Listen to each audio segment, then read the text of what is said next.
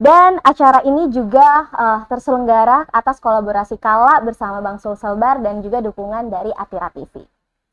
Nah, kita semua tahu bahwa kondisi saat ini sedang membawa banyak sekali tantangan. Tapi di tengah ketidakpastian itu, ada satu hal yang bisa kita kendalikan, yaitu bagaimana kita mengelola keuangan kita secara pribadi. Dan hari ini, kita akan menggali perspektif, strategi, solusi keuangan yang relevan dan adaptif tentunya langsung dari ahlinya. Tapi sebelumnya kita ingatkan kembali kepada Insan Kala untuk stay tune sampai akhir acara karena kita bakalan ada sesi Q&A terbuka, kuis interaktif, absensi untuk mendapatkan 10 learning point dan juga Lucky Wheels dengan hadiah eksklusif package merchandise dari Bank Sulselbar. Yuk langsung saja kita sambut narasumber kita pada hari ini. Bapak Rahmat Ali, Departemen Head Perencanaan dan Pengembangan Usaha Syariah PT Bank Sulselbar, di mana beliau menempuh pendidikan S1 di Universitas Hasanuddin, jurusan akuntansi, kemudian S2 di UIN Alauddin, jurusan Ekonomi Islam dan Industri Halal, serta saat ini juga sedang menempuh pendidikan doktor di UIN Alauddin, jurusan Ekonomi Islam dan Industri Halal. Beliau juga memiliki Certified Wealth Manager atau CWM dan juga Register Islamic Financial Associate atau RIFA dan juga Certified Trainer BNSP. Wow, luar biasa sekali. Kita tepuk tangan yang meriah dulu untuk Bapak Ali Rahmat. Terima kasih. Bapak Rahmat Ali nih. Terima kasih Bu Indira. Nah, bagaimana kabarnya Pak hari ini? Alhamdulillah sehat Bu Indira. Bu Indira bagaimana kabarnya? Luar biasa Pak. Walaupun cuaca agak nano-nano nih, alhamdulillah kita dalam keadaan sehat. Alhamdulillah. Indira nanti panggilnya Bapak Rahmat Ali, Bapak Rahmat atau siapa nih Pak? Yang akrab disapa ini siapa Pak? Kalau teman-teman di kantor, di kampus, di keluarga manggilnya singkatan dari Rahmat Ali, jadi dipanggilnya Rahal. Bu Indira. Rahal, dikit lagi jadi Rahul nih. Coach intinya. Baik nih Pak. Nah, ini mau tahu dong Pak, seperti apa sih gambaran untuk kondisi ekonomi kita secara umum saat ini dan seperti apa sih kaitannya dengan kehidupan kita sehari-hari? Oke, baik Bu Indira ya. Kondisi ekonomi saat ini ya, baik secara global maupun nasional maupun regional ya. Kalau kita lihat kondisi perekonomian global saat ini, memang ada dampak dari pengaruh perang dagang antara Cina dengan Amerika yang saat ini terjadi. Namun ada informasi positif juga berhembus baru-baru ini tanggal 14 Mei sebenarnya sudah terjadi gencatan senjata di antara mereka untuk berlangsung. Gencatan senjata berarti udah mulai damai nih, sudah ada kesepakatan antara Presiden Trump dengan Presiden China untuk mengakhiri selama 90 hari perang dagang mereka. Tapi kalau kita look inside ke negara kita, memang pada triwulan 1 ya, tahun 2025, secara year on year terjadi pertumbuhan ekonomi ya. Jadi pada triwulan 1 tahun 2024 kita bandingkan dengan triwulan 1 tahun 2025 ini terjadi pertumbuhan ekonomi sebesar 4,87%. Tetapi kalau kita bedah lagi secara kuartalan, artinya dari akhir Desember tahun 2024 ke posisi Maret tahun 2025 itu memang agak sedikit terjadi kontraksi. Di sini terjadi minus pertumbuhan sebesar 0,98%.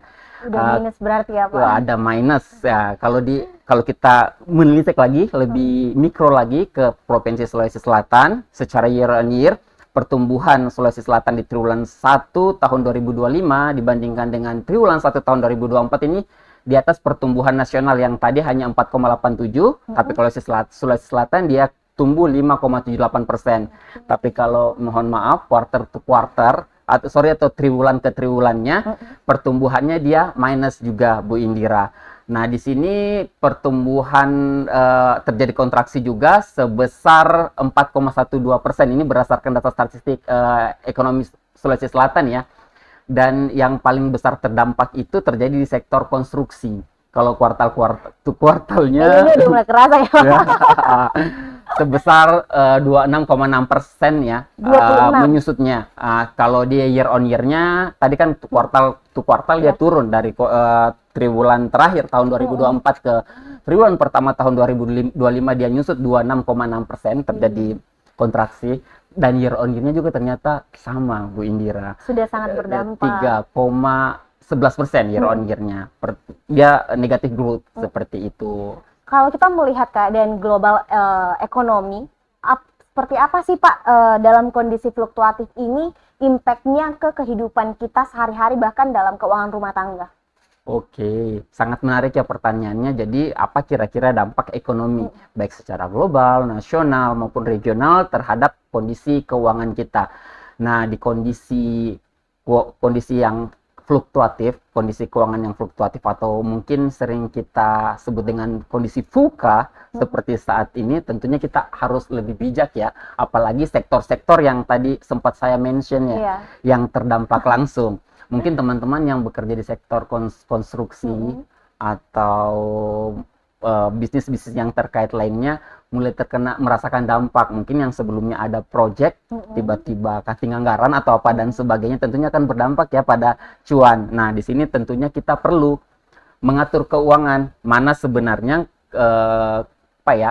pengeluaran yang sifatnya betul-betul mendesak dan yang mana yang tidak mendesak.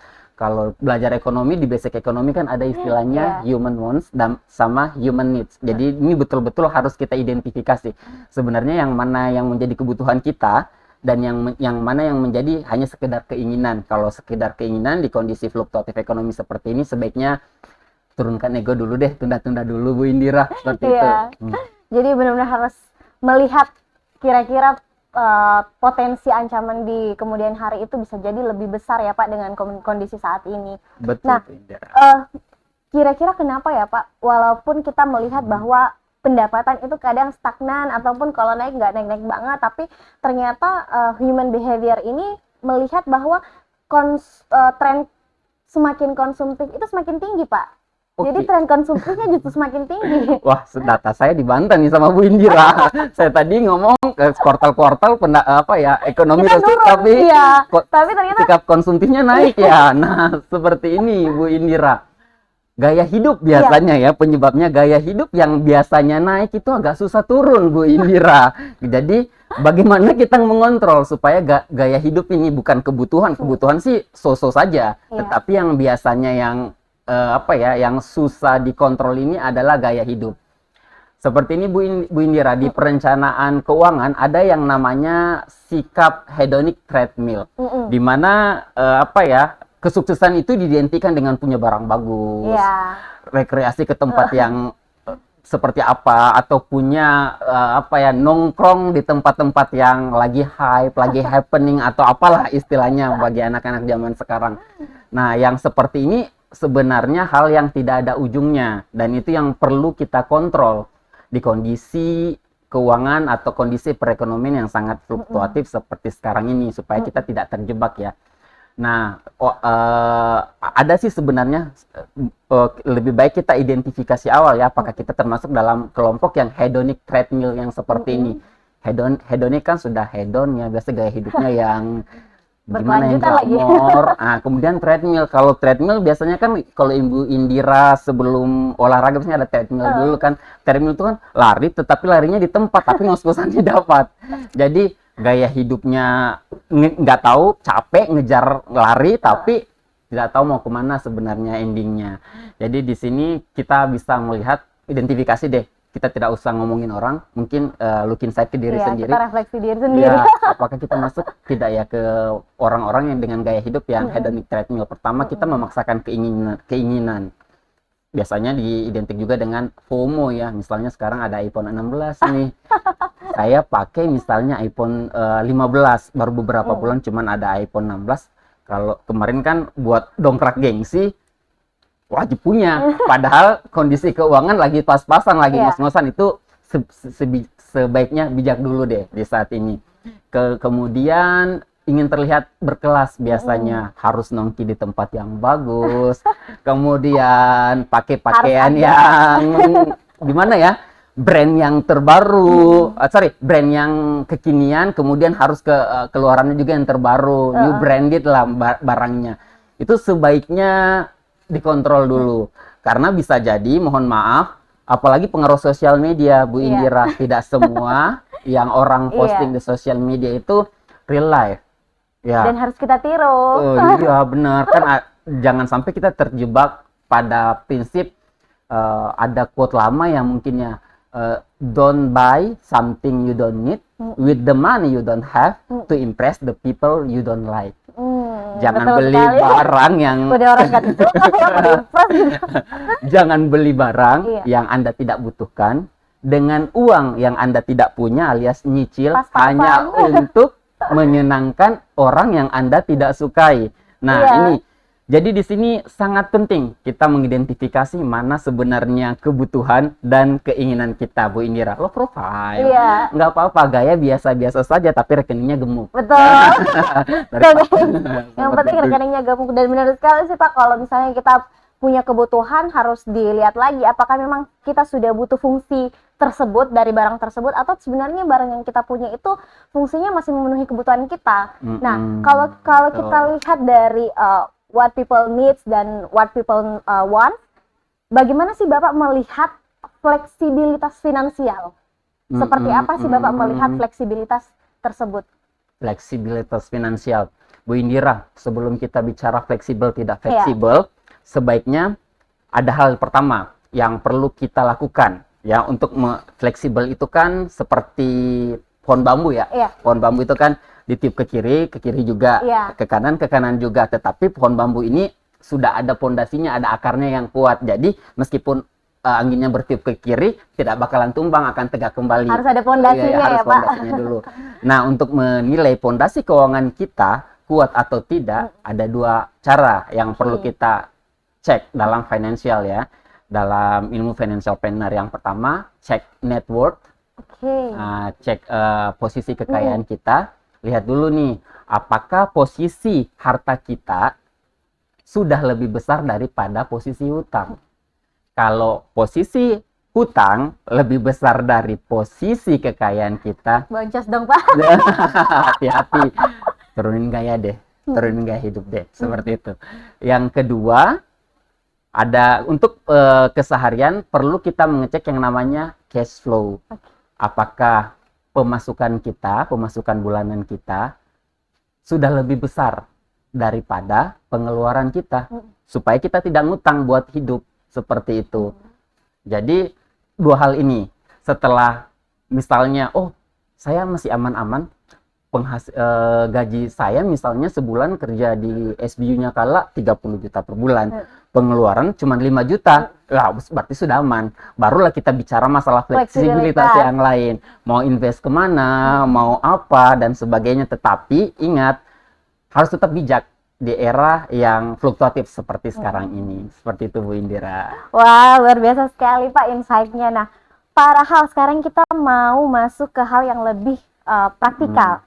Bagaimana strategi mengatur keuangan pribadi agar tetap sehat dan realistis di tengah kondisi yang penuh tekanan ini. Nah, bagaimana sih Bapak melihat? Sekarang kan kita udah banyak nih yang tahu rumus 50, 30, 20. Nah, Bapak setuju nggak dengan itu? Dan kalau misalnya iya, seperti apa sih di lapangan secara realistis kita mewujudkannya? Oke deh Bu Indira, rumus 50, 20, 30. Ada juga yang bilang 60, 20, 20. Banyak nih variasinya, Pak. Banyak variasinya ya. Kalau izin ya, kita breakdown dulu. 50, 30, 20 itu apa sih sebenarnya? Itu teori perencanaan keuangan yang sudah cukup klasik ya. Jadi misalnya kita punya penghasilan 100%, 50%-nya untuk living, ya. Kemudian 30%-nya untuk investing, kemudian 20%-nya buat entertainment atau senang-senang, begitu ya Bu Indira ya. Tapi mohon maaf, saya pada kesempatan ini izin menggunakan background pendidikan saya, keilmuan saya. Saya agak kurang setuju dengan ini penasaran nih, kita mau dapat insight yang berbeda dari para hal nih. Seperti apa tuh Pak insight dari perspektif yang berbeda tersebut? Saya begini saja deh, ngambil contoh Bu Indira. Bu Indira single misalnya ya. Misalnya misalnya. Kemudian gaji Bu Indira 10 juta per bulan. Kalau kita plotting pakai rumus yang tadi 50, 30, 20, berarti 50% untuk konsumsi. Berarti 5 juta ya, kalau gajinya 10 juta, benar ya? 30% buat investing. Ya, dibelikan mungkin ke saham 3 juta per bulan gitu ya, atau mungkin di deposito, oke boleh. Kemudian 2 jutanya buat entertainment. Nah, bulan depan karena posisi keuangan sudah stabil, teman-teman di kalangan naik gaji, amin ya. Nah, misalnya Amin ya rabbal alamin. naik gaji misalnya, tiba-tiba dengan kondisi masih single, naik nih 5 juta naik kenaikan gajinya Bu Indira. Nah, kalau kita pakai floating yang tadi, yang kebutuhan awal untuk konsumsinya cuma 5 juta, berarti kalau 50% dari 15 juta naik 7,5 juta. Pertanyaannya, apakah Bu Indira makannya makin nambah dengan kenaikan gaji itu? Kan enggak juga. Nah, jadi di sini pentingnya kita memilah sebenarnya wakulu wasrabu wala tusrif. Makan minum jangan berlebihan. Itu prinsip perencanaan keuangan pertama dalam Islam yang coba kita gunakan pendekatannya. Kalau ya terjadi peningkatan pendapatan, yang dinaikkan bukan konsumsinya. Bisa jadi yang dinaikkan itu adalah investasinya atau kebermanfaatannya kepada orang lain. Betul, Pak. Seperti itu, Bu Indira. Jadi mohon maaf, prinsip 50 30 20 saya tidak anut, Bu Indira. Oke, nah Pak, selanjutnya seberapa besar sih idealnya kita punya tabungan atau misalnya dana darurat nih, apalagi untuk misalnya insan kala yang sebagai pekerja. Oke, baik ya Bu Indira. Kalau dana darurat dalam prinsip ekonomi Islam itu ada. Sebenarnya kalau kita lihat surat Yusuf nih, seolah-olah nih jadi ceramah agama, bukan? Nggak apa-apa, Pak. Kita suka melihat berbagai perspektif itu, Pak. Dari sudut agama juga jauh lebih baik, jadi lebih kuat lagi pondasinya. Kalau terkait dana darurat ya, kalau lihat surat Yusuf, ada di surat Yusuf itu sebenarnya Nabi Yusuf pernah bermimpi kan ya, ketika masih dalam penjara, dia bermimpi ada 7 bulir gandum yang subur, kemudian ada 7 bulir gandum yang kering, kemudian ada 7 ekor sapi yang gemuk, ada juga 7 ekor sapi yang kurus. Nah, setelah ditakwilkan mimpinya bahwa kamu harus menyimpan ya hasil panenmu selama 7 tahun untuk menghadapi masa paceklik kan ya, 7 tahun ke depannya. Ini berarti konsep dana darurat betul-betul ada dalam Islam. Jadi apa yang dihasilkan saat ini, misalnya lagi banyak-banyaknya bonus atau apa dan sebagainya, jangan langsung dihabiskan. Itu sangat tidak dibenarkan dalam Islam. Pertanyaan Bu Indira tadi, dalam hal rumah tangga atau personal. Kalau dalam rumah tangga, sebenarnya ada sangat jelas di surah Al-Baqarah ayat 240, yang di sana sudah artinya seperti ini, dan orang-orang yang akan mati di antara kamu dan meninggalkan istri-istri, hendaklah membuat wasiat untuk istri-istrinya, yaitu nafkah sampai 1 tahun. Wah. Berarti 12 bulan dana daruratnya. 12 bulan ya, Pak? Untuk keluarga. Tapi kalau kita breakdown lagi, misalnya masih single, bisa 3 bulan misalnya, bisa 3 bulan atau sampai 6 bulan. Yang jelas masih ada, misalnya saya ada layoff ya, misalnya saya di PHK, saya masih punya dana darurat lah buat nyari kerja selama 3 bulan sampai 6 bulan ke depan, masih aman. Seperti itu. Oke. Nah, jadi ini udah harus dipersiapkan nih dari sekarang, dari daruratnya. Nah, menurut Bapak, gaya hidup minimalis itu kan biasanya Pak sering dianggap sebagai wah pelit nih sama diri sendiri nih. Bagaimana sih Pak membedakan mana yang bijak dan mana yang sebenarnya sudah menahan diri secara berlebihan? Oke, menarik ya. Antara pelit dengan boros. Ya, antara pelit, bijak dengan diri sendiri. Gitu. Jadi kapan sih kita merasa bahwa itu sudah terlalu berlebihan, kita menahan diri. Misalnya udah nggak makan, udah ngirit banget. Nah, ini gimana sih Pak kita melihatnya? Oke, siap Bu Indira. Kalau yang ini begini deh, Bu Indira. Basic untuk mengetahui kita ini pelit atau boros atau memang sudah bijak, basic yang paling harus kita identifikasi yakni memilah mana kebutuhan kita dan yang mana hanya sekedar keinginan. Kita pakai contoh real saja ya, seperti ini. Misalnya saya ini seorang pekerja. Ya, kebutuhan saya misalnya handphone, kita let's say masih handphonenya handphone iPhone ya, iPhone 13 yang dimana fungsinya ini masih cukup lah buat nelpon masih oke, buat WhatsApp masih oke, multimedia juga kemudian masalah memori penyimpanan masih oke, buat buka data dan sebagainya masih oke, komunikasi lancar dengan itu standar kebutuhannya saya. Tetapi tiba-tiba launching iPhone 16. Pertanyaannya, apakah saya butuh dengan iPhone 16 ini?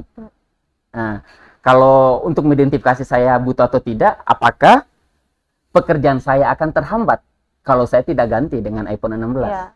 Kalau masih dengan iPhone 13 tadi masih oke-oke saja, komunikasi lancar, nah berarti kebutuhan akan iPhone 16 ini sebenarnya bukan kebutuhan, hanya sekedar keinginan saja. Seperti itu. Dan kalau pendekatan perspektif Islam juga, itu sangat melarang ya.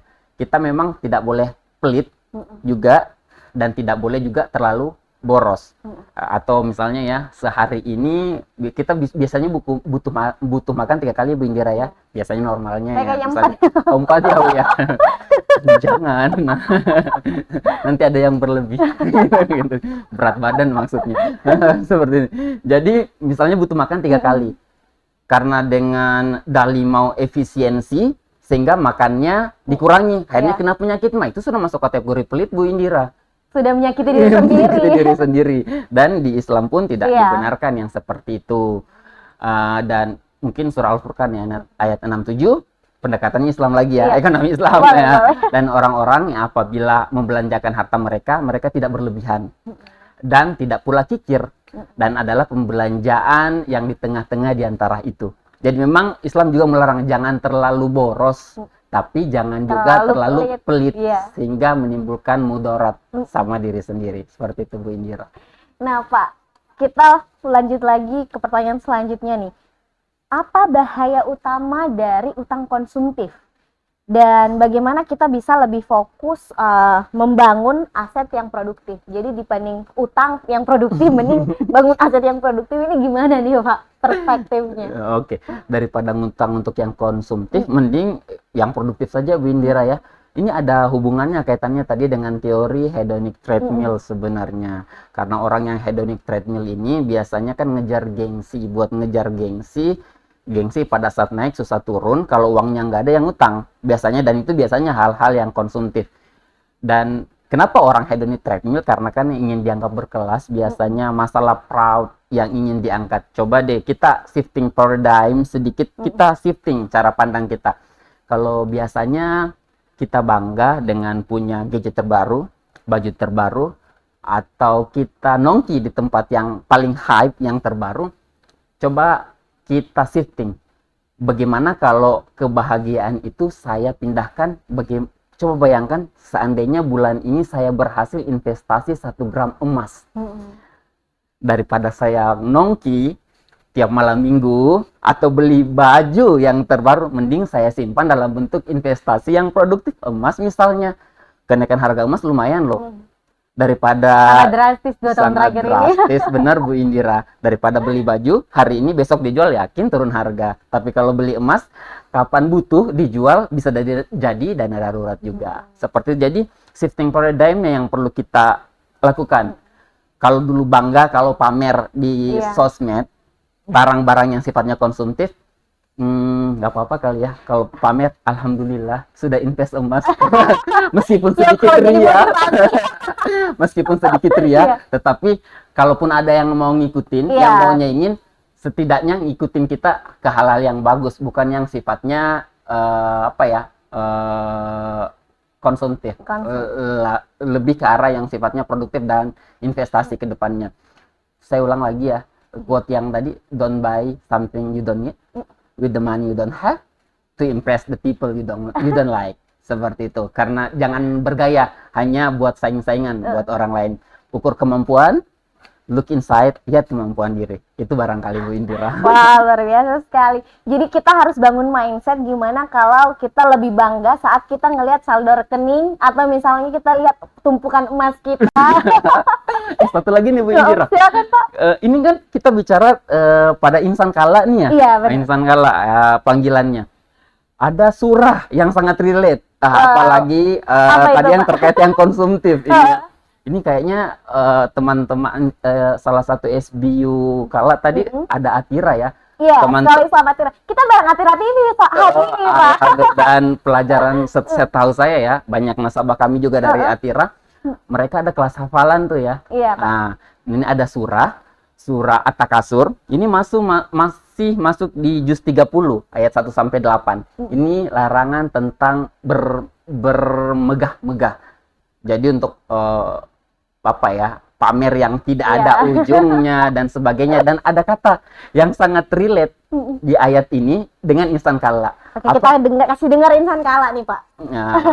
Alhaqumut takasur hatta surtumul makabir. Kala, dia bilang jangan begitu. Ingat dia, jadi kata kala itu jangan begitu, diulang sampai 3 kali di ayat ini, seolah-olah indirectly insan kala jangan begitu, jangan bermegah-megah. Jadi kalau mau jadi kalau mau bermegah-megah, mau beli barang konsumtif, ingat saya ini insan kala jangan begitu, jangan bermegah-megah. Yuk investasi, stop belanja konsumtif dulu buat pamer.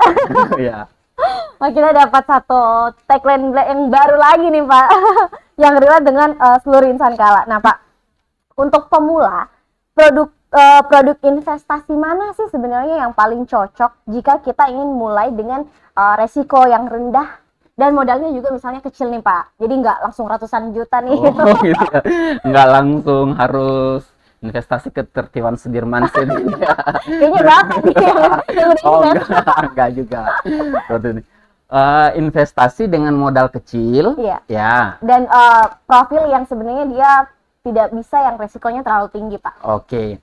Sebenarnya kalau kita mengelompokkan ya instrumen investasi ada banyak sebenarnya, tetapi kalau misalnya dikatakan bahwa instrumen investasi yang sifatnya low risk, tapi cuannya lumayan, pertama pastilah deposito ya, deposito Bu Indira. Cuman ada nih yang tadi sempat di-spill sama Bu Indira, yang kenaikannya rata-rata kenaikannya selama 5 tahun terakhir sampai 87%, dan di 6 bulan terakhir kenaikannya itu sampai 18%. Apa tadi? Emas seperti itu. Dan sorry, untuk invest emas ini kan nggak harus beli 1 ton langsung Bu Indira, bisa beli 1 gram dulu, bisa beli 0,5 gram dulu. Bahkan sekarang kan udah ada digital kan ya, Pak, jadi even 0,1 gram itu udah bisa kita beli. Ya benar, dan jangan salah, ada juga produk-produk perbankan yang bisa cicilan emas setara dengan 7.000 per hari. Jadi 7.000 per hari itu buat parkir di tempat nongki kali ya.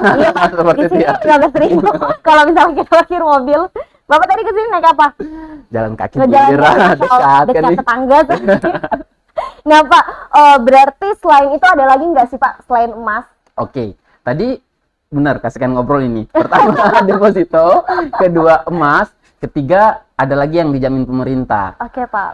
Besar pembeliannya bisa dimulai dari 1 juta, misalnya sukuk ya. Sekarang lagi ada penawaran sukuk retail atau sukuk tabungan yang imbal hasilnya kalau di syariah bisa setara 6,5%, jauh di atas deposito, dan sangat retail, bisa beli dari 1 juta rupiah, Bu Indira. Jadi instrumen investasi sebenarnya sangat banyak, yang jadi masalah mau tidak klik mau nggak, dan yang mana yang match dengan hati ya, Pak.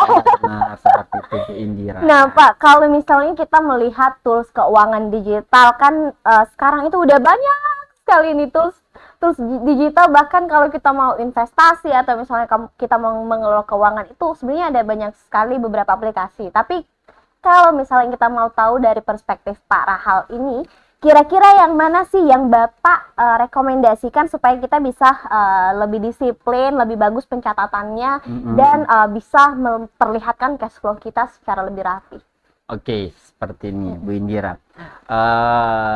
Jangan investasi setelah konsumsi, tetapi sebenarnya saving dulu baru konsumsi. Ya, karena kalau konsumsi yang diikutkan bisa jadi, jangan dibalik ya, Pak. Ya, bukan kebutuhan yang jalan, masalah yang bisa jadi keinginan. Jadi ada sebenarnya fitur-fitur di perbankan ataupun di tempat lain yang sifatnya auto saving atau dia sifatnya standing instruction. Misalnya saya punya gaji nih, misalnya 5 juta per bulan.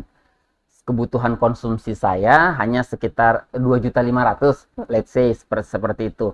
Tapi saya khawatir kalau seumpamanya dana saya mengendap dan bisa dipakai bayar ya, misalnya bisa pakai Kriska pada saat itu atau bisa pakai kartu buat bayar, pakai buat belanja, khawatirnya dananya tergerus. Jadi ada model saving di perbankan yang namanya tabungan rencana. Oke. Tabungan rencana misalnya 5 tahun ke depan saya mau naik haji atau mau umroh. Dari dana saya tersebut saya mau rutin saving setiap bulan 500.000, ya buka saja tabungan rencana di perbankan.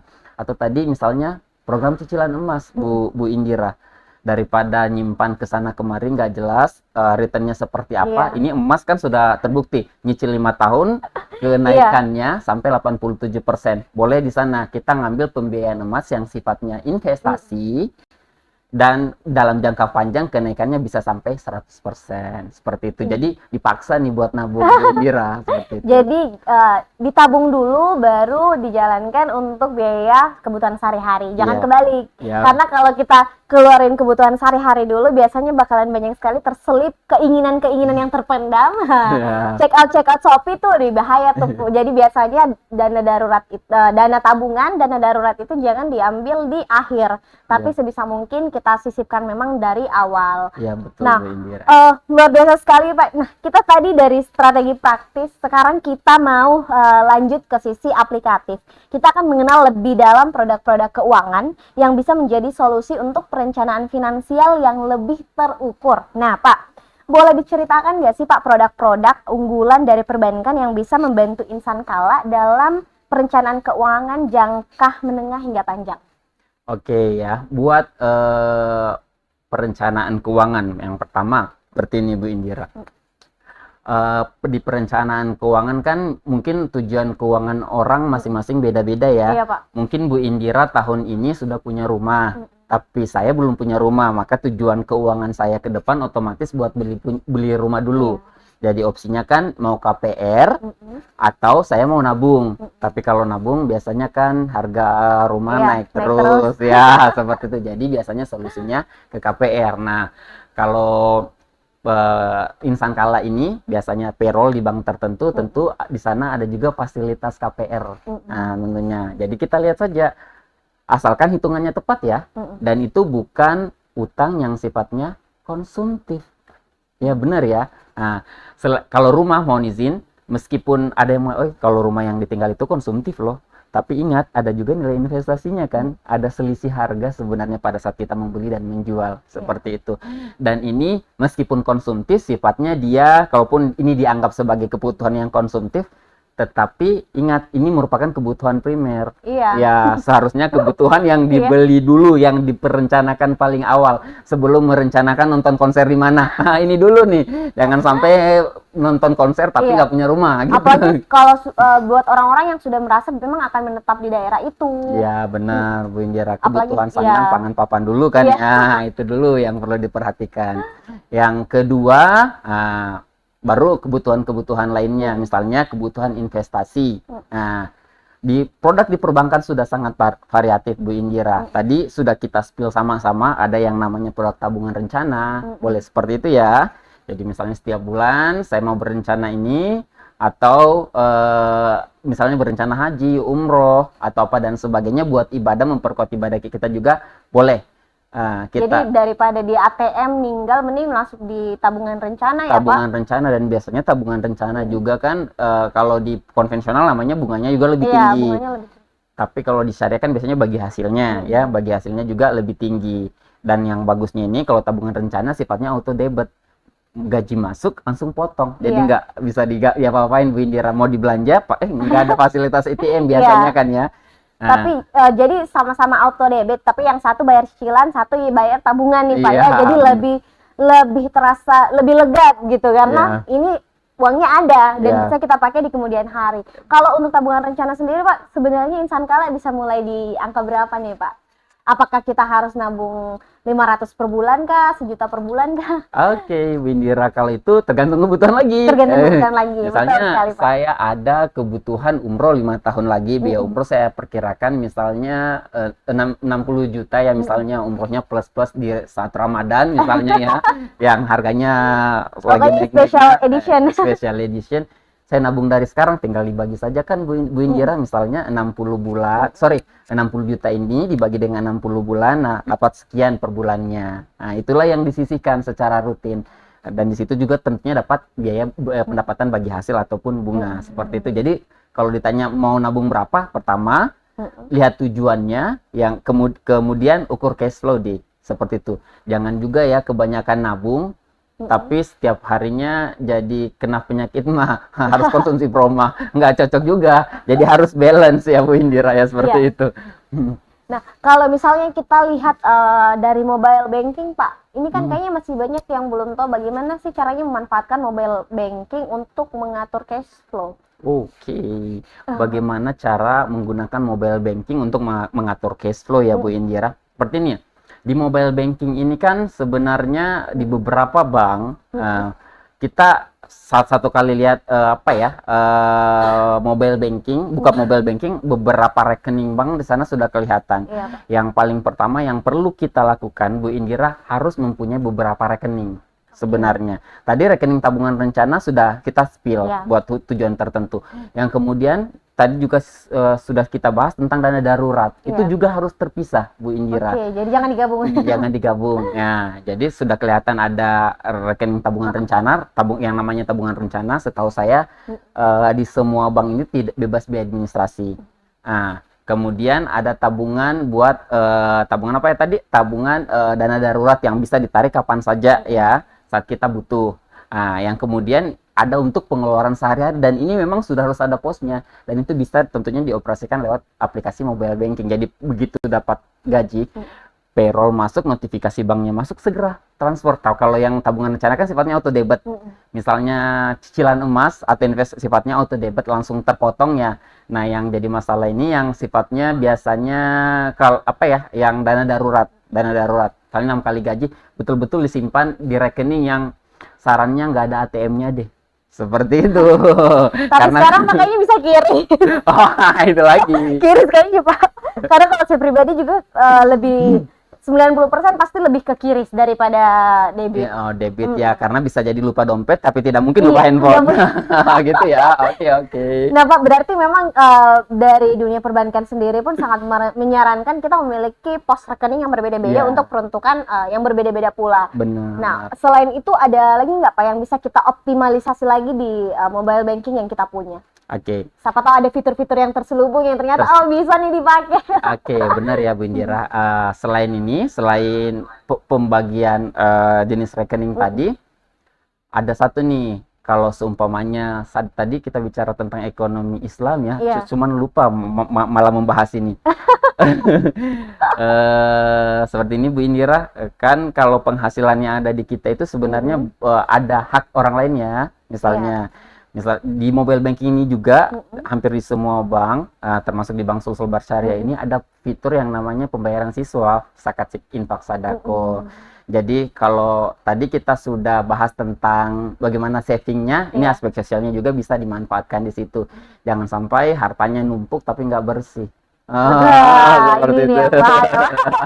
Jadi nabung simpanan darurat untuk akhirat dikejar juga, karena kita tidak selamanya hidup di dunia, Bu Indira. Jadi kalau orang yang suka pikun-pikun nih, mungkin kayak saya, nah lebih baik kita pakai fitur itu, jadi sudah otomatis membayarkan infak kita ya Pak ya. Iya benar, seperti itu. Nah Pak, mungkin kita bahas lagi nih Pak, kalau bisa bicara simulasi sederhana nih, seperti apa sih Pak cara tepat mengatur gaji bulanan agar bisa menabung otomatis tanpa terasa terbebani?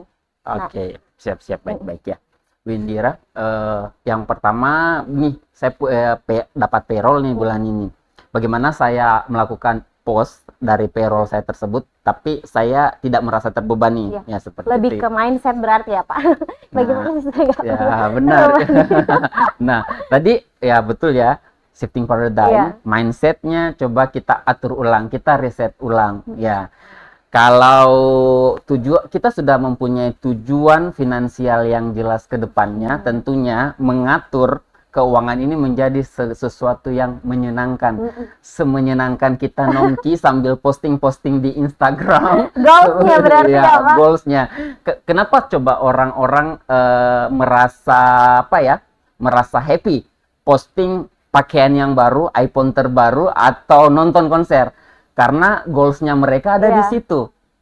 Sehingga memposting hal-hal yang sifatnya konsumtif itu merasa, wah ini self reward, self achievement buat saya. Nah sekarang di shifting dulu, bagaimana? Berarti bentuknya yang dirubah ya, Pak. Self rewardnya justru punya emas yang banyak, punya tabungan yang banyak, financial freedom, di usia tertentu, atau misalnya mau naik haji khusus, misalnya haji furoda di tahun tertentu. Ini yang membuat kita semakin bersemangat mau beli ini. Tunggu dulu, ini bukan tujuan utama saya, tujuan utama saya ini. Nah itu yang barangkali harus jelas dulu tujuannya kita, seperti itu.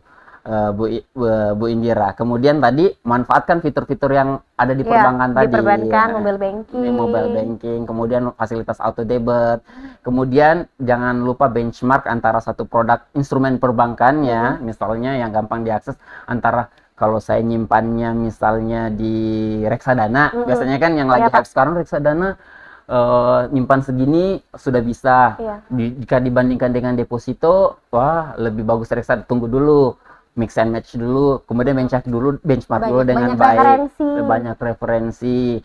Kemudian ini lagi kan shifting paradigm lagi Bu Indira, daripada scrolling cari baju yang terbagus saat ini, di shifting lagi. Bagaimana kalau kita browsingnya cari instrumen investasi yang bagus? Nah, seperti itu. Jadi ini mindset dari awal. Bikin bingung juga tuh Pak kalau membandingkan. Aduh, terlalu galau juga akhirnya. Lama mengambil keputusan. Semakin banyak informasi biasanya justru tambah yakin ya Pak, bagaimana kita memilih kira-kira mana sih instrumen investasi yang memang sebenarnya sesuai dengan profil resiko kita. Jadi kayak misalnya kita mau yang nggak terlalu beresiko, bisa emas, dan itu bisa mulai dari sedikit-sedikit. Dan kalau emas ini juga kan Pak sebenarnya sudah nyata di depan mata, bagaimana pertumbuhannya memang benar-benar selalu meningkat dari setiap tahunnya, bahkan dari setiap bulan. Sekarang udah menyentuh di kemarin 2 juta ya Pak? Sempat menyentuh 2 jutaan, sekarang 1.923.000 ribuan ya kalau saya tidak salah ingat ya. 1.900-an lah, 1.900 something. Mungkin hariannya bisa jadi turun, tetapi year on year-nya jangan salah. 5 tahun terakhir 87% tadi ya pertumbuhannya, seperti jadi itu. memang kalau mau emas bukan berarti kita beli hari ini, bulan depan udah dijual. Bukan ya Pak? Jadi memang peruntukannya ya untuk jangka panjang.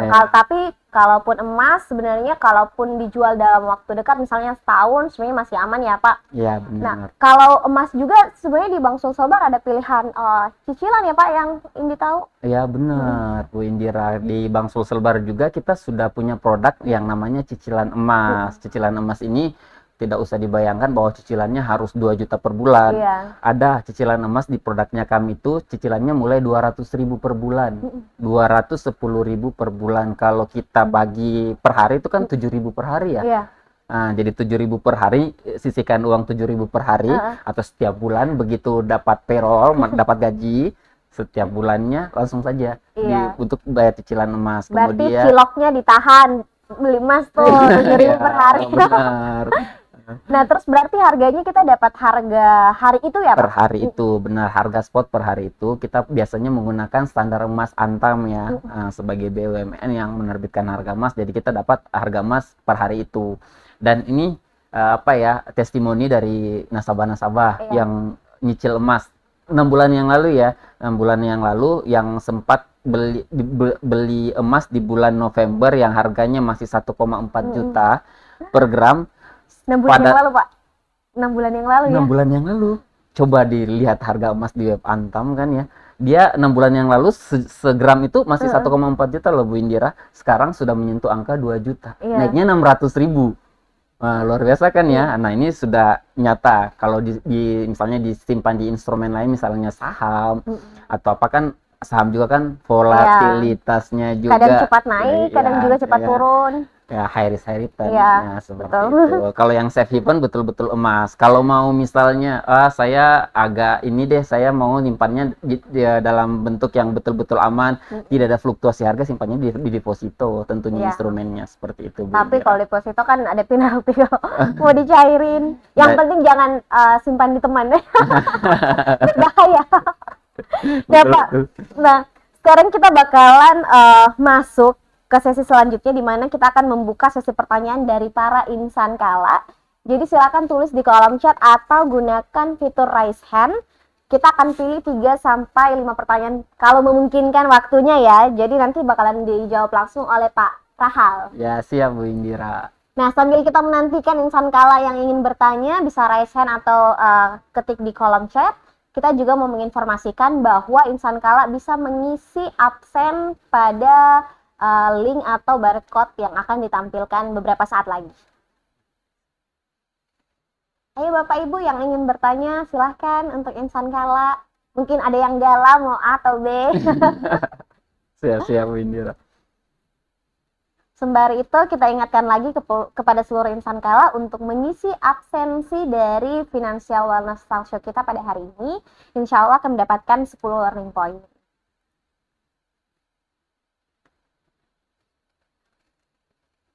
Sambil menunggu nih Pak, kita mau dong Pak tips atau mau tahu dari Pak Rahal sendiri instrumen Bapak itu apa sih? Oh, oke. Wah, Secara pertanyaannya. personal nih Pak. Oke. Ini flashback ya, jangan yang sekarang ya. Iya. Historinya dulu Bu Indira ya. Saya juga dari sisi story mulai belajar investasi dari yang kecil-kecil dulu Bu Indira ya. Mulai mengenal yang namanya investasi dulu kan belum hype yang namanya saham, reksadana. Saya mulai di tahun 2013 pada saat itu. 2013, tunggu Pak. 2013. Kayaknya kita masih SMA. SMA Bu Indira ya. Oke. 2013. 2013 Bapak sudah mulai di tabungan rencana. Bukan Bu Indira, saya mulainya emas pada saat itu. Belinya nggak Berapa langsung ya, Pak? banyak.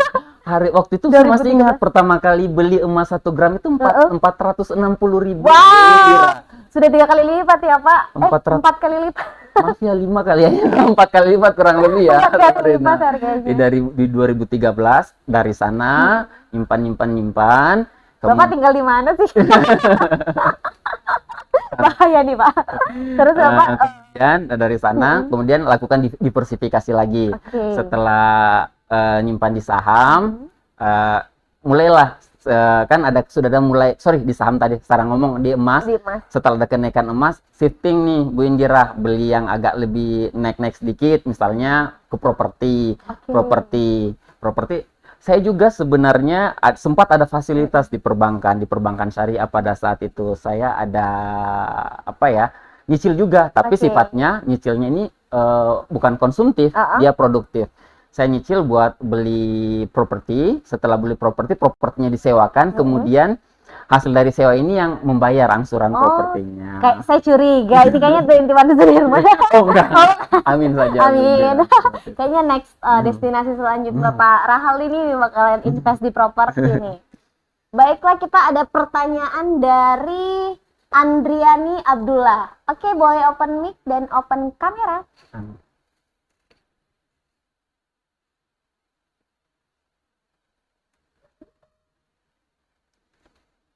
Halo Kak Andriani. Ini dari insan kala mana? Mungkin bisa perkenalan. Terus dari insan kala unit bisnis apa dan pertanyaannya seperti apa?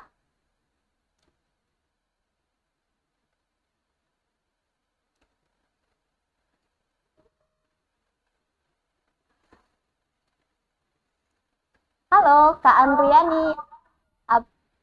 Ibu Andriani Abdullah.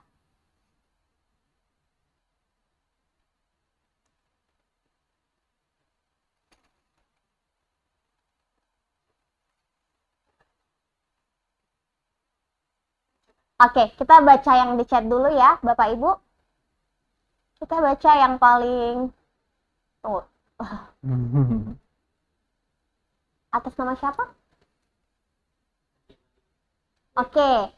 Ibu Andi Emalini, kalau beli emas bisa Pak, bukan dicicil. Bisa. Ini maksudnya di Bank Sulselbar. Oh, Kalau nggak dicicil maksudnya. oke, oke, oke. Bisa banget ya Pak. Kalau beli emas, beli emas langsung sebenarnya bisa, Langsung. bisa seperti yang saya ceritakan Iya. tadi awal investasi saya, Bu Andini tadi ya, Ibu. Iya. Ibu Andi Emalini. Ibu Andi Emal ini investasi, ya ini sekedar sharing saja. Awal investasi kemarin di awal-awal bekerja karena apa ya, gajinya masih belum terlalu besar, jadi investasi yang paling ini kemarin saya belinya di emas. Jadi emas ini dua instrumennya boleh ya. Model pembayarannya bisa secara tunai, beli langsung ke Antam, tapi kalau saya boleh saran, belinya emasnya jangan emas yang sifatnya perhiasan. Oke. Karena karatasenya, kadar emasnya, sorry bukan karatase ya, kadar emasnya Ya, itu lebih kadar rendah. Nah, seperti sehingga Akan kenaikan perubahan harganya harga. juga akan lebih rendah juga dibandingkan dengan emas yang sifatnya lantakan atau batangan. Iya. Dan yang batangan ini kan nggak harus 1 ton ya, nggak harus 500 gram, ada mulai dari 0,5 gram itu Iya, ada. betul. Kalau yang mau nyicil ada di perbankan yang sifatnya misalnya saya mau beli emas misalnya langsung 500 gram, cuman belum punya uang cash, uang tunai boleh Wow, 500 dicicil. gram ya, Pak? Boleh, silakan. Baik, Bang Sulselbar Syariah saja, Bu. Selanjutnya pertanyaan dari Muhammad Alif Lutfian. Menarik sekali materi yang dibawakan. Bagaimana cara mempersiapkan diri menghadapi resesi ekonomi? Oke, menghadapi resesi ekonomi ya. Iya, Pak. Ya, kalau kita bicara tentang resesi ekonomi, yang pertama harus ya sudah kita bahas sebenarnya tadi, kita harus kuat finansial dulu.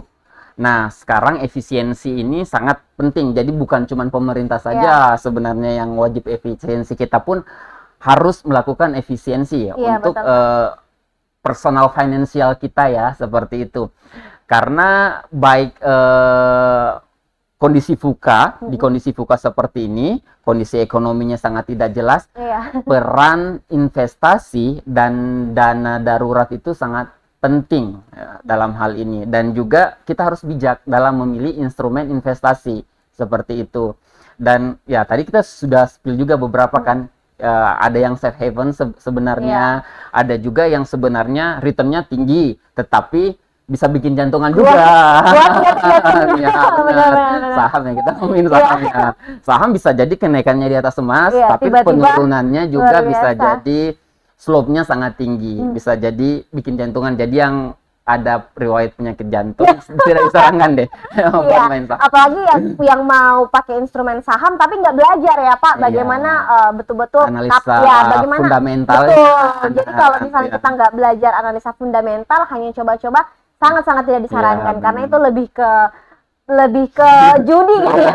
Kita benar-benar ya pokoknya beli aja, naik atau enggaknya ya nanti, tapi kita harus benar-benar pelajarin bagaimana analisis fundamental dari instrumen investasi. Bahkan berarti kalau di saham itu kita sudah harus tahu item yang kita investasikan itu seperti apa prospeknya dan bagaimana dia beberapa tahun di belakang.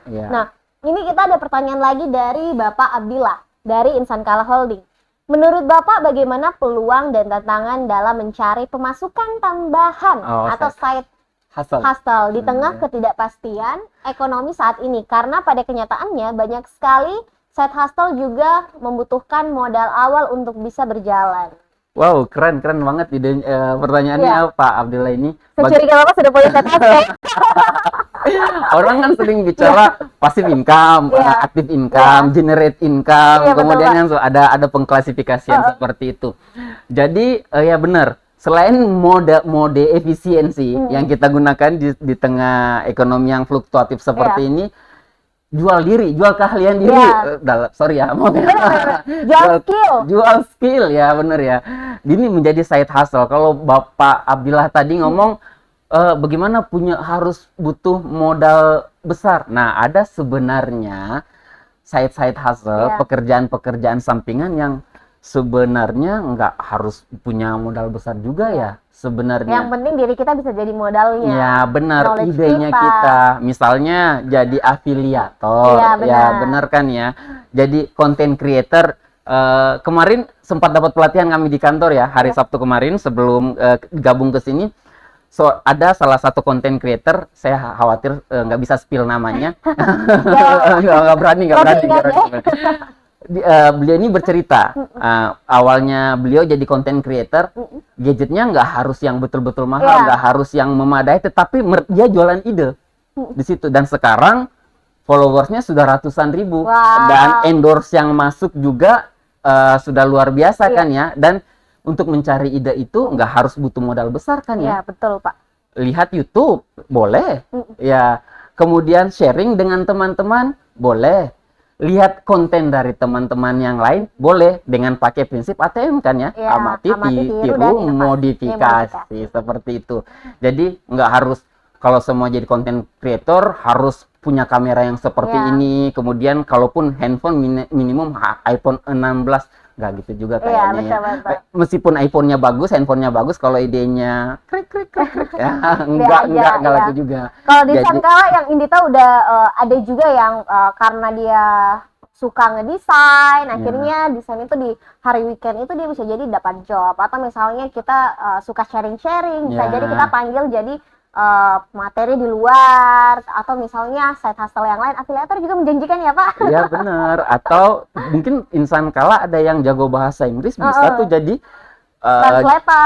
translator, atau bisa jadi kan jadi guru kursus, dan atau mungkin ada yang bidangnya misalnya menekuni bidang financial planner, boleh kan jadi financial advisor. Nah itu bisa jadi side hustle tanpa harus mengganggu jam kerja utamanya kita, atau menjadi tax consulting, banyak sebenarnya. Atau mungkin maksud Pak Abdillah side hustle ini buka merchant kali ya Pak?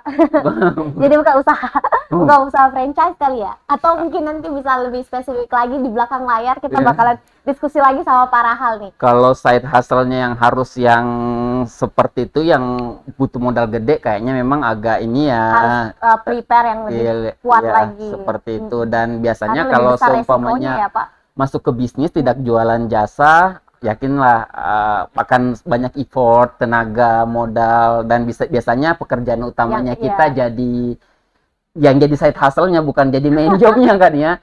Yang namanya side hustle kan kita bisa melakukannya di saat-saat tertentu, saat-saat luang tanpa mengganggu pekerjaan utamanya kita, itu namanya side hustle, seperti itu. Oke, Pak Rahal, kita lanjut pertanyaan dari Muhammad Rahmat Rifai. Bismillah, mau bertanya Pak Rahmat, apakah masih bisa kita buka buku rekening sedangkan kami sudah punya beberapa tabungan di bank lain? Oke. Mau punya rekening tabungan yang banyak di bank lain, tetapi sudah punya bank tertentu misalnya yang menjadi mitra, tentunya bisa saja.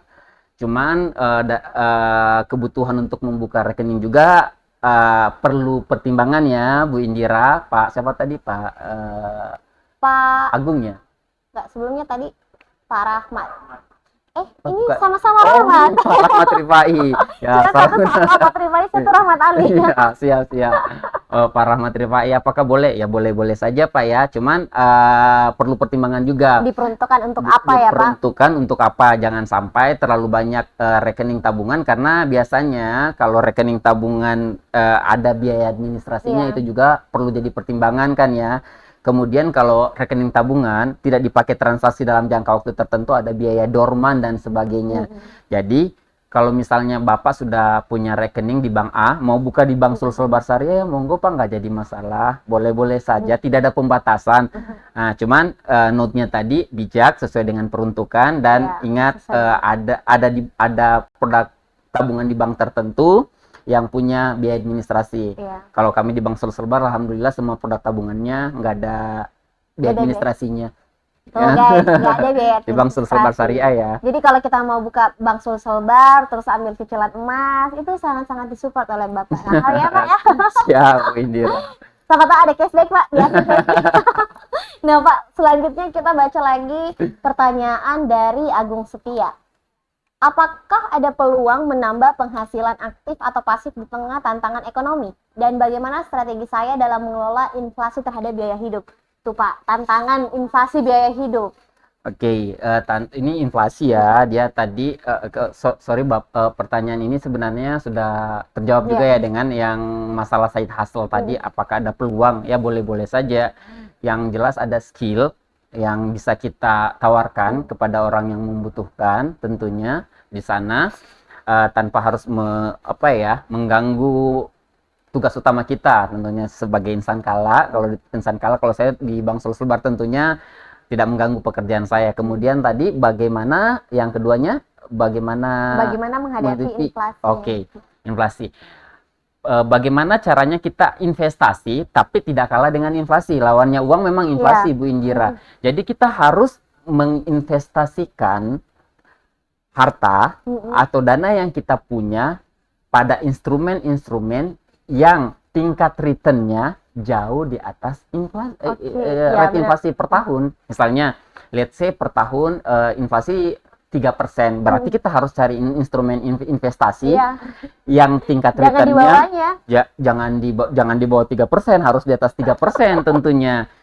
Tadi sudah di-spill emas. Emas ini di 6 bulan saja sudah 18%. Ya, tingkat kenaikannya berarti jauh di atas inflasi. Instrumen-instrumen lain, misalnya deposito. Kalau punya deposito di nominal tertentu, masuk di bank tertentu bisa dapat sampai indikatif equivalent rate-nya setara 5. Atau kalau tadi kita juga sempat spill sukuk ya, inflasi 3%. Sekarang pemerintah lagi jual sukuk tabungan sama sukuk retail. Itu return-nya 6, sekian something. Jadi sudah secure kan ya, secure dijamin pemerintah, kemudian imbal hasilnya setara 6%, kemudian satu lagi nih keunggulan sukuk, pajaknya di bawah deposito. Kalau pajak deposito kan dia 20% ya, ini cuma 15%. Lumayan, 5%. Dan bisa dimulai dengan 1 juta rupiah. Saya ini bantu pemerintah jualan sukuk nih. Gak apa-apa Pak, yang kita carinya yang aman-aman aja. Betul.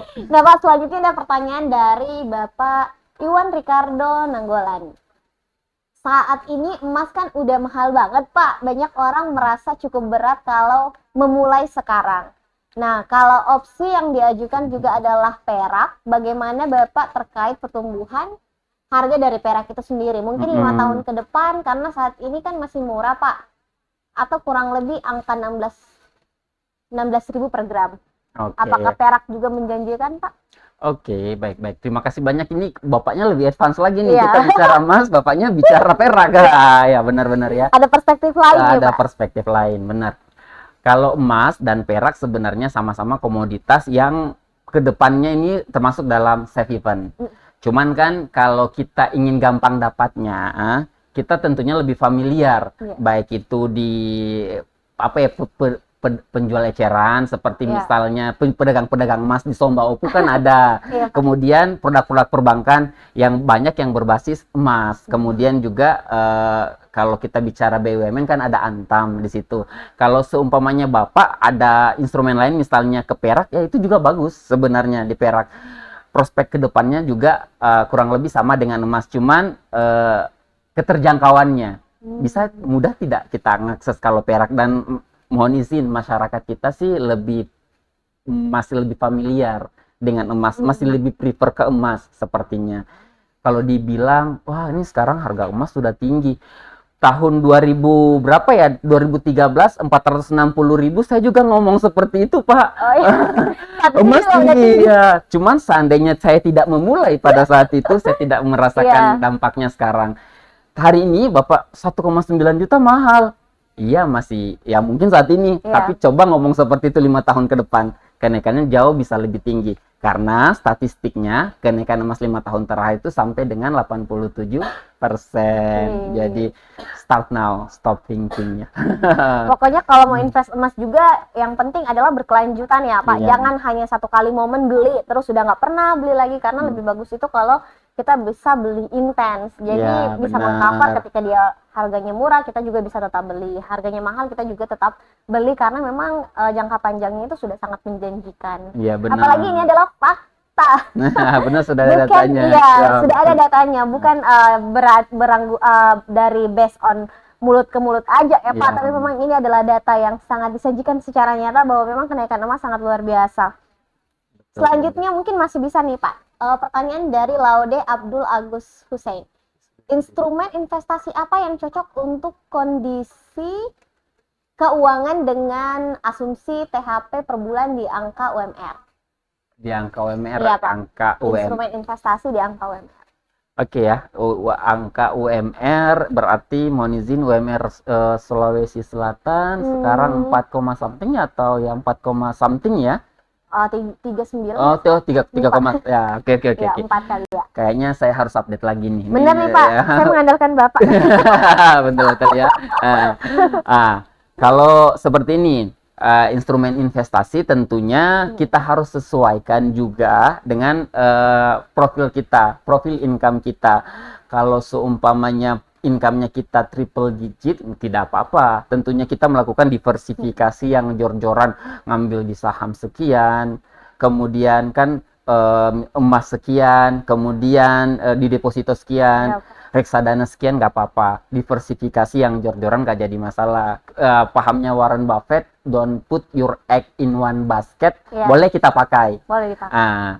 Cuman kalau seumpamanya ya kita mau yang aman-aman dulu, misalnya. Dan kan kalau kita maksudnya dananya terbatas nih, nggak banyak, berarti harus pilih yang benar-benar tepat sasaran nih. Ya, tepat sasaran berarti yang nominalnya bisa kecil-kecil nih, Bu Indira, misalnya bisa 500.000 per bulan. Tadi opsinya kan ada beberapa ya, bisa reksadana, bisa dari 100.000 kalau reksadana. Cuman ingat, di reksadana kan ada fee yang harus kita bayar ke manajer investasi. Pada saat kita invest pertama dan pada saat kita mau jual, redeem ya, seperti itu. Itu menjadi perlu menjadi pertimbangan. Yang kedua ya, saya sorry ya, harus bilang emas lagi. Emas ini kan kalau 500.000 udah bisa nyicil emas. Sudah bisa nyicil emas, Bu Indira. Kemudian tabungan rencana bisa. Kemudian saham juga sebenarnya ada. Cuman ingat, saham tidak direkomendasikan kalau kita nggak punya dana darurat yang banyak. Iya, benar. Karena fluktuasi saham juga gampang naik, gampang turun. Kemudian kalau mau beli yang misalnya yang blue chip, yang sudah settle ya, perusahaannya sudah settle, misalnya ada saham bank tertentu ya, misalnya yang basisnya syariah. Oke, dilihat di LQ45. Oke, sorry ya. Nanti kita beli terus naiknya parah. Biasanya harga satuannya sudah lumayan mahal, seperti itu. Jadi kalau saya sih menyarankan dengan gaji misalnya standarnya UMR, ada profil-profil tertentu, seperti tadi emas boleh.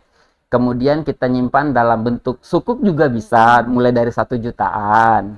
Dan ini setiap 2 bulan biasanya pemerintah nerbitin sukuk, surat utang berbasis syariah, seperti itu. Kalau tabungan rencana juga udah nutup inflasi kan ya, Pak? Tabungan rencana iya betul, ada tabungan rencana yang bagi hasilnya di atas inflasi sebenarnya, seperti itu. Tingkat inflasi, inflation rate ya, seperti itu Bu Indira.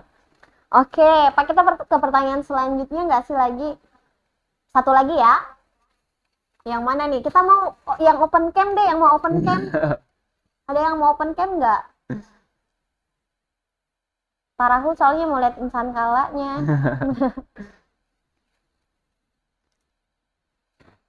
Ada yang mau raise atau yang di kolom pertanyaan boleh open mic nggak? Yang udah bertanya di kolom chat disampaikan langsung aja.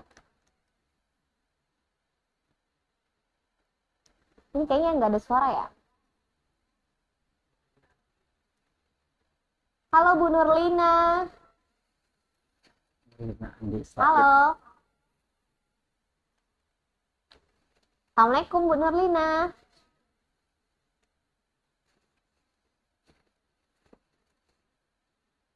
Halo.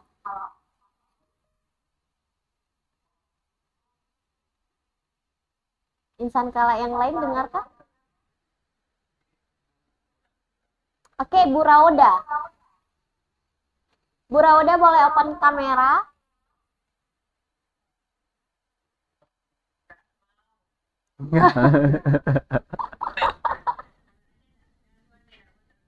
Oke, Bu, gak mau terbuka ya. Oke, Bu, silahkan pertanyaannya.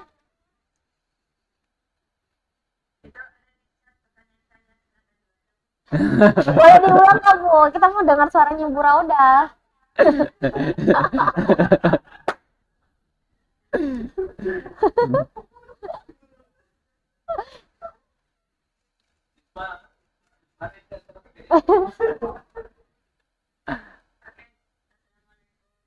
Waalaikumsalam warahmatullahi wabarakatuh.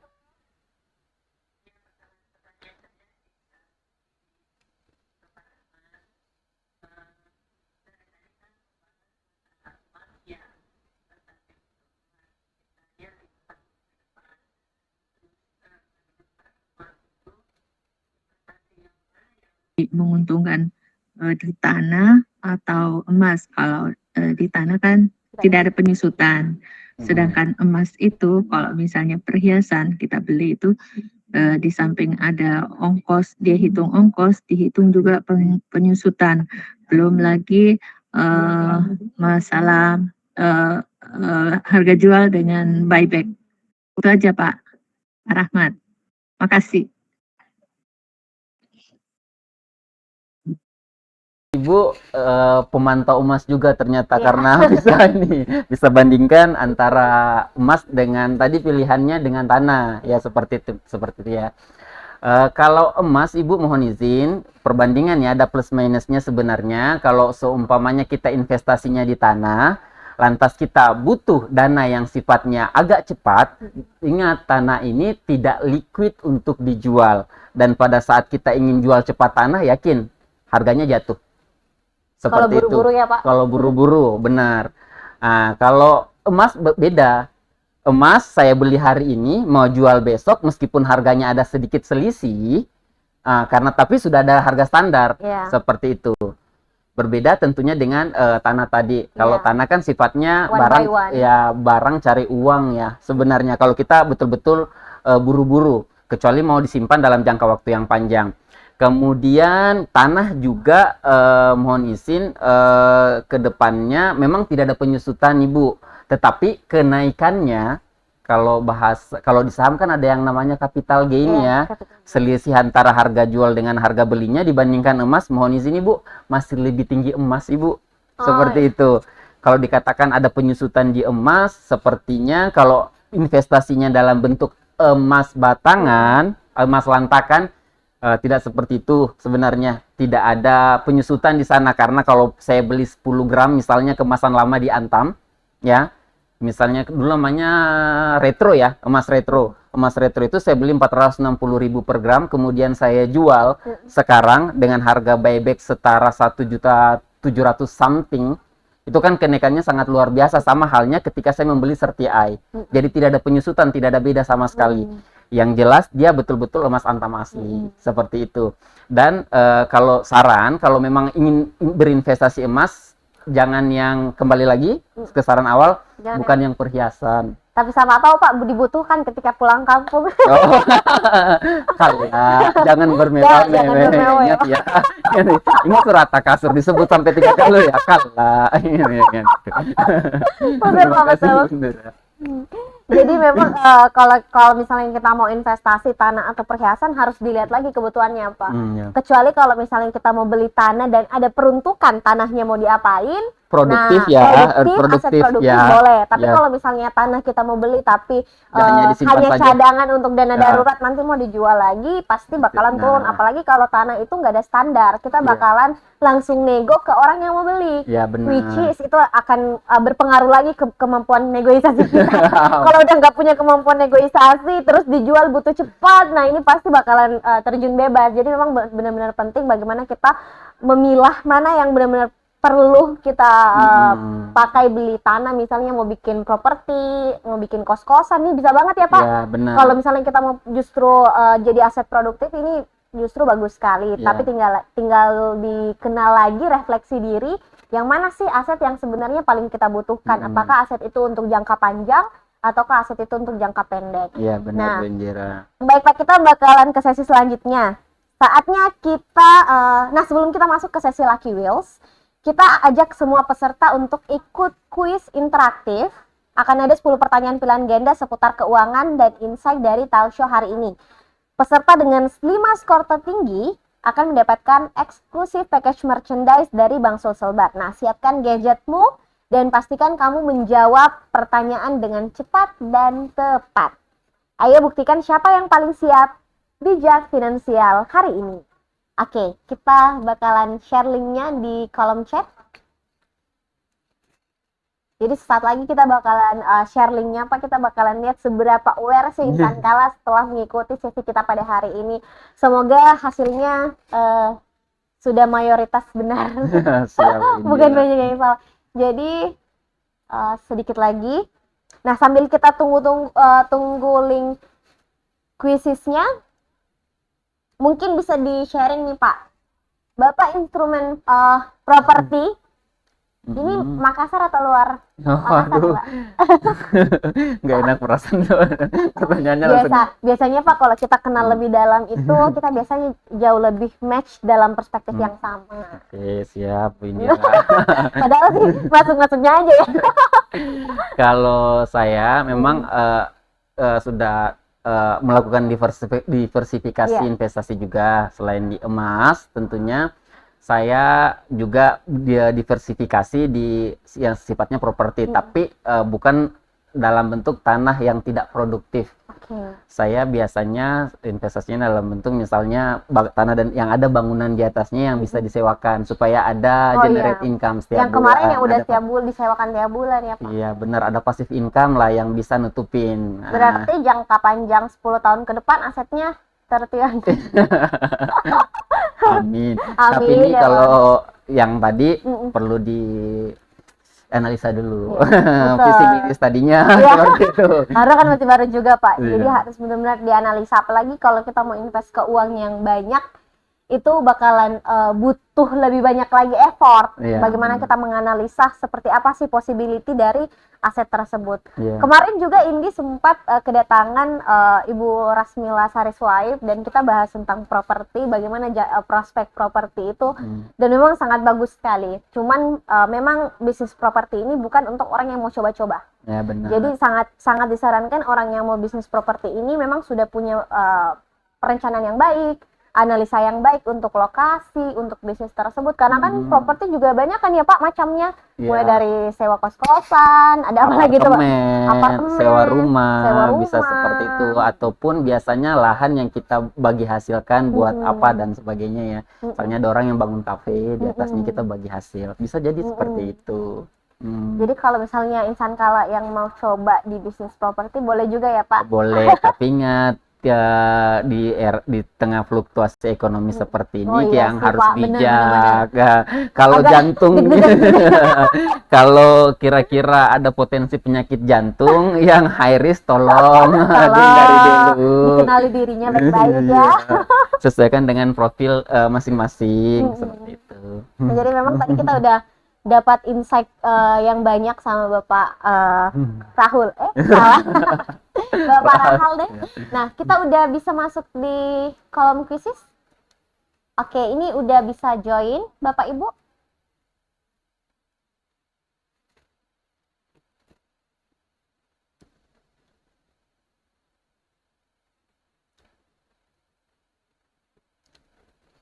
Oke, Bapak Ibu, kita udah ada berapa banyak yang join ya? Silakan Bapak Ibu yang mau join, kita sudah open untuk forum atau channel di Join My Quiz.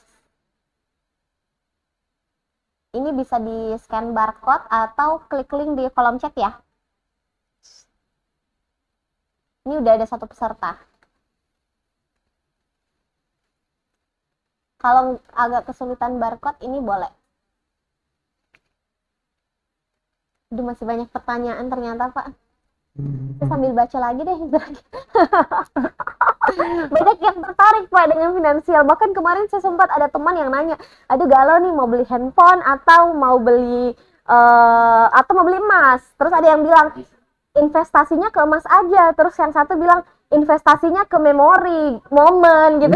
Karena kalau beli handphone baru bisa investasinya dalam bentuk bagaimana kita save momen-momen bersama anak. Ini juga ada dilema nih. Tinggal dilihat kembali apakah memang untuk nge-save momen sama anak itu harus pakai iPhone level berapa keinginan atau sekedar memang betul-betul kebutuhan. Memang kameranya udah rusak. Yeah. Nah, ini kalau Bapak sendiri nih Pak, lagi ada dana tambahan, Terus mungkin kameranya udah kurang proper nih. Ya. Jadi mau beli iPhone atau beli emas nih Pak? Kalau saya, Ya. kalau kameranya sudah rusak, kemudian ada fungsi yang sudah tidak bisa mendukung ke pekerjaan saya, berarti sudah waktunya saya ganti. Bukan karena saya konsumtif, tetapi karena betul-betul saya membutuhkan gadget itu. Jadi lain lagi perspektifnya tentunya. Bukan karena saya ingin apa ya, ingin pamer. Ya. Ingat kalah. Jadi benar-benar sesuai kebutuhan ya Pak. Jadi boleh. Ya, boleh beli handphone baru kalau misalnya Dan- memang mau save aset berbentuk Iya. momentum bersama anak. Atau bisa juga analisanya seperti ini, Bu Indira. Tadi ada Bapak yang bertanya ya, misalnya, saya ini mau cari side hustle, Iya. misalnya. Kemudian saya ada dana tambahan. Handphone saya sudah kurang bagus kameranya. Cuman saya mau jadi content creator. Berarti Kira-kira. butuh untuk side hustle. Ya, butuh side Butuh hustle. modal untuk Nah, side hustle-nya. hitung saja kira-kira dengan mengeluarkan apa ya? Biaya beli handphone. Beli handphone, kita bandingkan dengan return di emas yang mana lebih tinggi. Selalu ada opportunity cost. Ilmu ekonomi kan ada yang seperti itu, ada biaya kesempatan. Kira-kira kalau saya beli handphone dibandingkan saya invest ke emas, beli handphone tadi buat dapat side hustle, dapat income tambahan bulanan, yang mana yang lebih besar jika dibandingkan dengan saya beli emas kenaikan emasnya. Berarti handphone ya. Oke, kita udah bisa mulai ya. 3, 2, 1. Ayo insan galak jawab dengan tepat dan cepat. Ini kita lagi monitoring siapa dengan jawaban tercepat. Waduh, udah mulai jalan nih. Wah. Jadi yang menang ini bakalan dapat cashback emas ya Pak? Jadi bakalan dapat eksklusif merchandise. Ini eksklusif merchandise-nya kita lagi mendukung green economy, economy. Jadi merchandise-nya bagaimana kita dukung program pemerintah yang rencana aksi keuangan berkelanjutan, kurangi sampah, kurangi limbah. Betul, jadi Pak. Yang ke arah sana lah merchandise eksklusifnya. Seperti itu, Bu Indira. Benar Pak. Kala juga sangat concern terhadap green company. Ya, betul. Ini kita sekarang udah melihat ada Muhammad Sultan yang memimpin nih Pak. Kita agak menunggu nih Pak. Saya mau bicara tapi takut mereka nanti nggak fokus antara mau jawab atau mendengar. Mungkin bisa diminum Pak sambil kita menunggu hasil kuis. Ya, baik, terima kasih Bu Indira.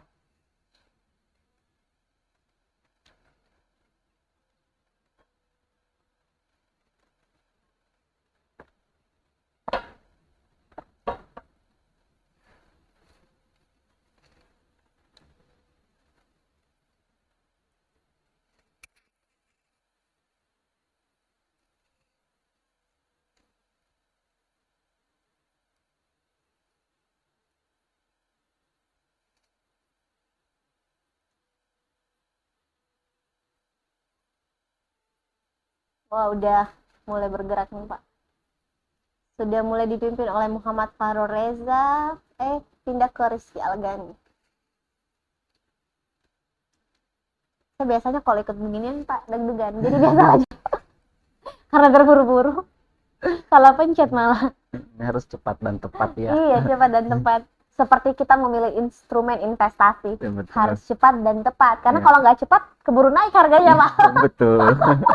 Jadi benar-benar harus menempatkan diri dengan benar. Jadi memang kalau kita bahas investasi Pak harus banyak-banyak literasi juga, harus banyak baca.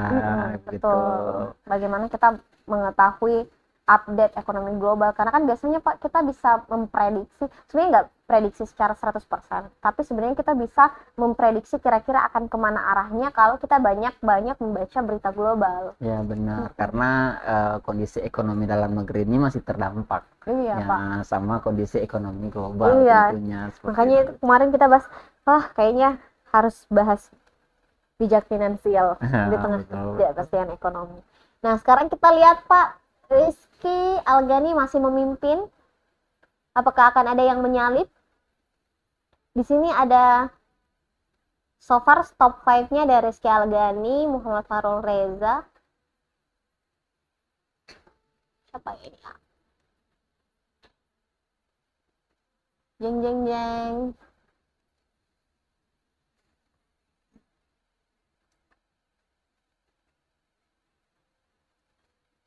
Bagaimana Bapak Ibu? Apakah semua sudah melakukan menjawab kuisnya?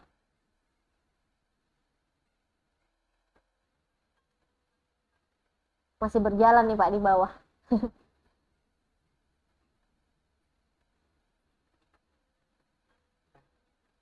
Sudah ya Bapak Ibu? Baiklah Bapak Ibu, ini dia pemenang kita 5 top 5. Rizky Algani, Muhammad Farul Reza, Akifa Mega, Surya, dan Syakur dari Holding. Selamat untuk Bapak Ibu yang telah mendapatkan eksklusif package merchandise dari Bank Sulselbar. Nah, saatnya kita seru-seruan nih Pak. Kita bakalan, yeay, ini dia. Tada! Ya. Kita bakalan ambil juga keempat dan kelima ya, jadi tenang aja. Selamat Bapak Ibu, kalian memenangkan bijak finansial hari ini. Nah, selanjutnya kita bakalan seru-seruan. Sebentar sebenarnya kita bakalan putar Lucky Wheels untuk pilih nama-nama peserta yang akan dapat lagi merchandise dari Bank Sulselbar. Jadi pastikan kalian udah absen.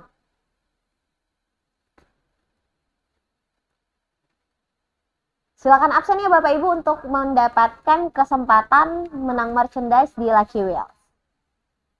Jadi kita makasih banget sama Bank Sulselbar karena Sama Bu Indira. merchandise-nya akhirnya kita bisa bagi-bagi banyak hadiah. Alhamdulillah. Kalau kita kayaknya lebih suka ini nih, Lucky Wheels. Jadi kita mau lihat seberapa beruntung kami hari ini dengan ikut di Lucky Wheels ini. Betul. Jadi 1 menit lagi kita tutup ya Bapak Ibu untuk absensinya.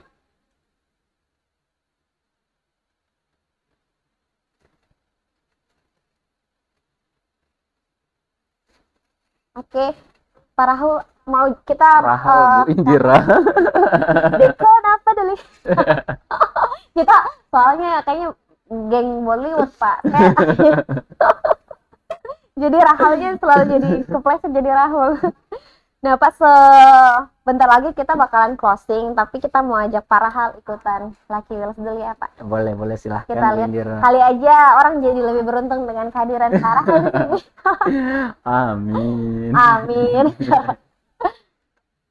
Oke, Bapak Ibu, kita akan tutup absensinya dalam 3, 2, 1. Oke, selanjutnya kita bakalan tarik absensi ini ke Lucky Wheels yang akan ditampilkan beberapa saat lagi.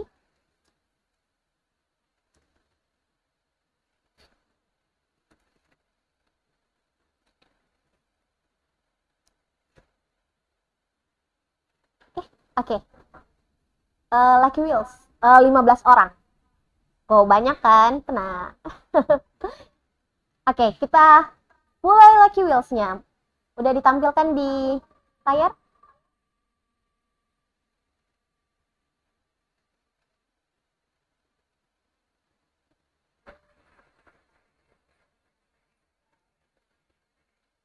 Tada, ini dia pemenangnya. Andi Alal Azari Yusuf. Selanjutnya, banyak sih Pak namanya. Semoga mungkin yang kedua boleh Bapak Rahal yang bacakan namanya supaya Siap Bu Indira. kita bisa dengar suara Pak Rahal lagi. Oke. Second winner Safran Fadil Damara. Yeay.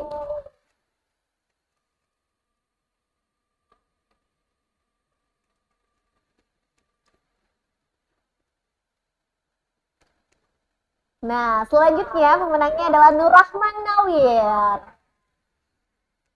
Wah, pemenang keempat siapa dia?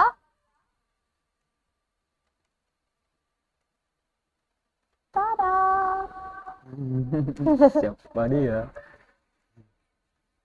Ria Aprianti Sahib. Selamat Bu. Selamat, pemenang keempat. Ini kelima lagi berarti. Tenang, masih banyak yang belum dapat, tenang.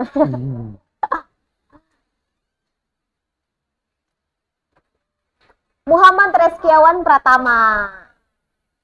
Oke, selanjutnya di posisi ketujuh akan dimenangkan oleh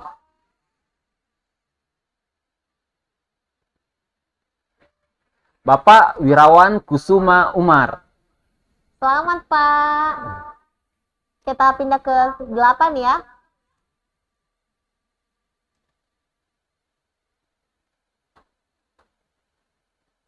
Ada Bapak Muhammad Yusuf. Oke, kita ke 9, udah dekat nih. Coba salawat kalau belum dapat.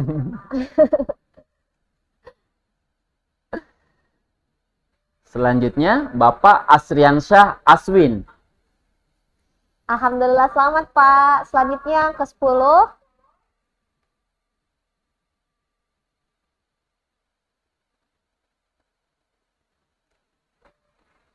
Bapak Muhammad Alif Lutfian. Oke, 5 lagi. Semoga kalian beruntung.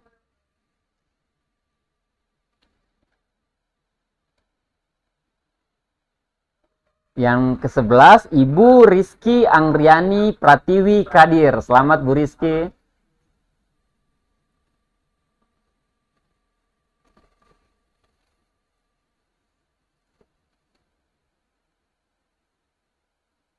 Oke, ke-12 Ibu Santi. Waduh, nama mama gue nih.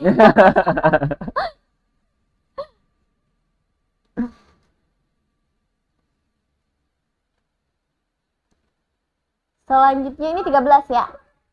Yang ke-13 ada Bapak Laude Rizwan. Selamat Pak Laude. Kemudian 14, selamat untuk Ibu Putri Ayu Lestari. Dan yang terakhir, Ini Ibu atau Bapak nih ya?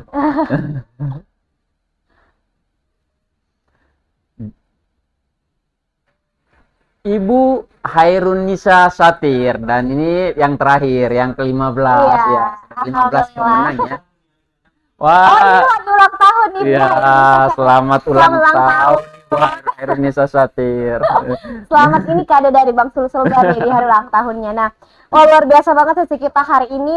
Nanti kita bakalan bagi-bagi merchandise-nya, bisa langsung menghubungi panitia. Nanti panitia akan memberikan merchandise-nya. Nah, luar biasa banget sesi kita hari ini nih Pak. Sebelum kita akhiri, mungkin ada yang ingin Bapak sampaikan untuk di akhir sesi ini. Oke. Baik, terima kasih banyak Bu Indira dan Insan Kala tentunya, dan Kala Group. Terima kasih sudah mengundang kami buat sharing pada kesempatan hari ini. Mungkin ini closing statement ya dari saya. Oke, kalau sebagai closing statement, di tengah ketidakpastian ekonomi saat ini, uang yang kita miliki tidak akan pernah cukup jika kita gunakan untuk gaya hidup. Tetapi akan selalu cukup jika digunakan untuk kebutuhan hidup.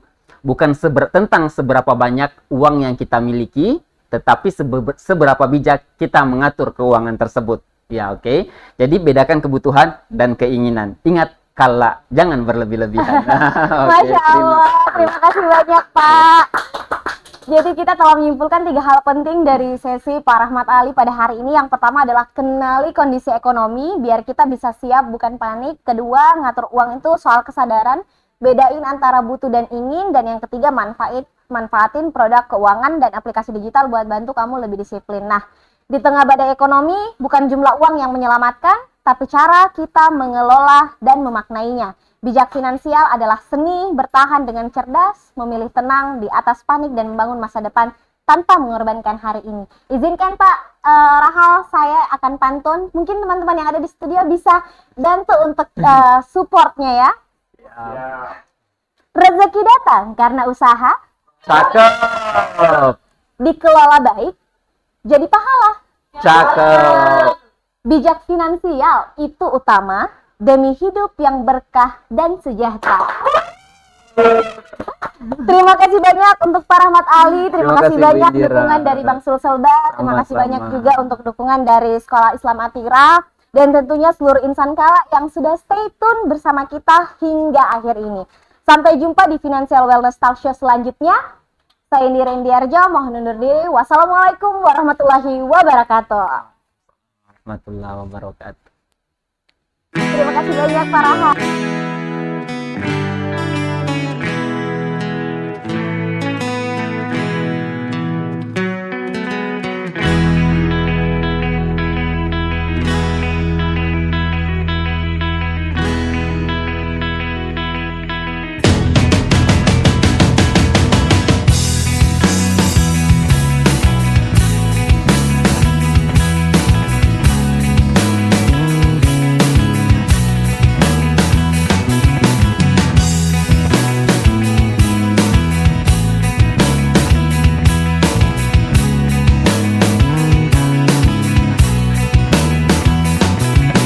Satukan tekad maju bersama, gapai impian jadi yang terbaik.